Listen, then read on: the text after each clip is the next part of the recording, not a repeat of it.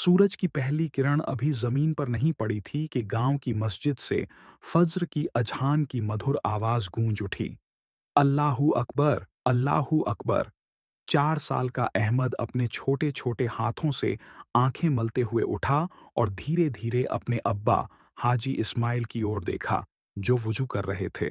अहमद मुस्कुराकर बोला, अब्बा, मैं भी मस्जिद जाऊंगा।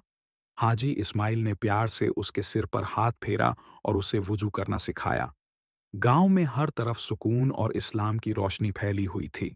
हर घर में सुबह होते ही कुरान की तिलावत की आवाज आती थी। अहमद की दो बहनें, आयशा और जैनब, रोज अपने दोस्त आमना और फातिमा के साथ मदरसे जाती थीं। हम वहां कुरान और इस्लामी कहानियां पढ़ते हैं, आयशा ने अहमद से कहा। अहमद खुश होकर बोला, मैं भी जल्दी बड़ा होकर मदरसे जाऊंगा। एक दिन अहमद, यूसुफ और हमजा गांव के पास नदी किनारे खेल रहे थे। अचानक अहमद को एक पुराना चमड़े का बटुआ मिला, जिसमें कुछ रुपये थे।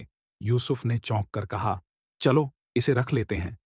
लेकिन अहमद ने कहा, यह हमारी चीज नहीं, हमें असली मालिक को लौटाना चाहिए। हमजा ने पूछा, लेकिन अगर हमें मालिक न मिले तो?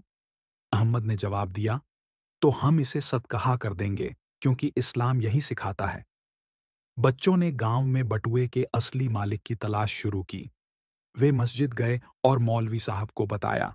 थोड़ी देर में एक बुजुर्ग आदमी, अब्दुल रहमान चाचा, मस्जिद में आए और उदास होकर बोले, मेरा बटुआ खो गया था, उसमें मेरी दिन भर की कमाई थी। अहमद ने मुस्कुराकर बटुआ उनकी हथेली पर रख दिया। अब्दुल रहमान चाचा की आंखों में आंसू आ गए। उन्होंने अहमद के सिर पर हाथ रखा और कहा, बेटा, अल्लाह तुम्हें और बरकत दे। तुमने ईमानदारी की मिसाल पेश की है। अहमद और उसके दोस्त बहुत खुश हुए कि उन्होंने सही काम किया। रमजान का महीना आया तो गांव में हर तरफ इबादत और नेकी का माहौल था। अहमद ने पहली बार रोजा रखने की जिद की तो उसकी अम्मी ने कहा, बेटा, तुम अभी छोटे हो। लेकिन अहमद ने हंसकर कहा, मैं भी अल्लाह की खुशी के लिए रोजा रखूंगा। ईद के दिन पूरे गांव में रौनक थी।